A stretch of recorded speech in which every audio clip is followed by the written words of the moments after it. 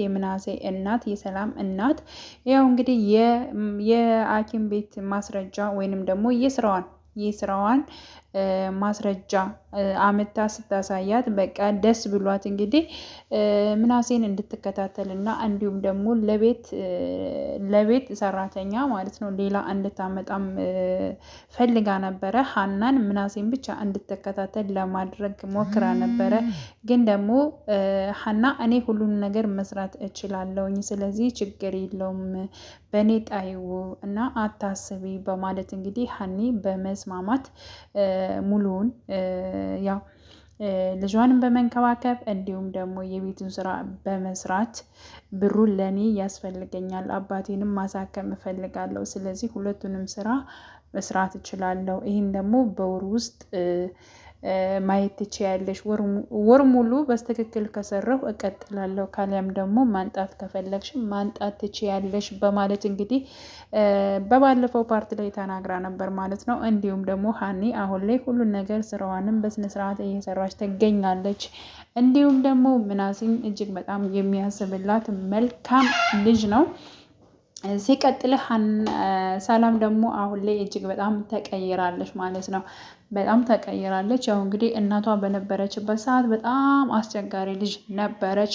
ምክንያቱም እንግዲህ እናቷም ክፋት ኖሮባት ሳይሆን የመጀመሪያ ልጇን በመፈለግ 16 ዓመት ሆኗታል። የመጀመሪያ ልጇ ከጠፋች እና ያችን እያብሰለሰለች ወይንም ደግሞ ያችን እየፈለገች ፎቶዋን ሁልጊዜ እያየ ስታለቅስ እንግዲህ ሰላም ደግሞ የቅናት መንፈስ ይዟት ማለት እኔን አትወደኝም የጠፋት ልጇን ነው የምትወዳት በማለት እንግዲህ በዚያም ምክንያት ነው እንግዲህ ጸባዩ እንደዚህ ሊቀየር የቻለው ማለት ነው። ያለውን ሁኔታ ለሀኒ ስትነግራት ነበር ሰላም ማለት ነው። እና አሁን ላይ ተቀይራለች ማለት ነው። እና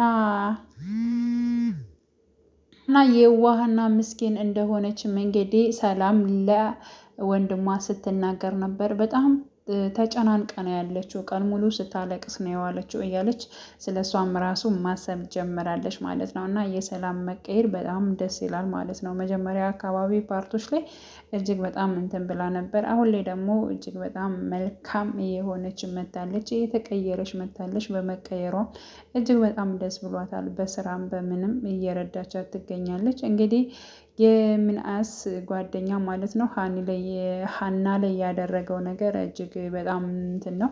ምክንያቱም ብር ሰጥሻለሁኝ፣ አባትሽን አሳክምሻለሁ፣ ግን ደግሞ ራስሽን ክብርሽን አሳልፈሽ ስጪኝ በማለት እንግዲህ በዚህ ሁኔታ ላይ ነው። እሷ ደግሞ አይሆንም እኔ ክብሬን አሳልፌ አልሰጥም በማለት ሀኒ ተናግራለች። ምናሴ እንግዲህ በመጨረሻ ምን አደረግክ ብሩን ልሰጣት ነው ወይ ብሎ ጠይቆት ነበረ። አብራኝ አልተኛም ብላለች። ስለዚህ ምንም አይነት የምሰጣት ብር የለኝም በማለት ነግሮት እንግዲህ ምናሴ ከትምህርት ቤት ሲመለስ ነበረ እና አዙሮት ወድቋል ማለት ነው። ማለት ያሰበው ነገር በዚህ ልክ ስላልነበረ ማለት ነው።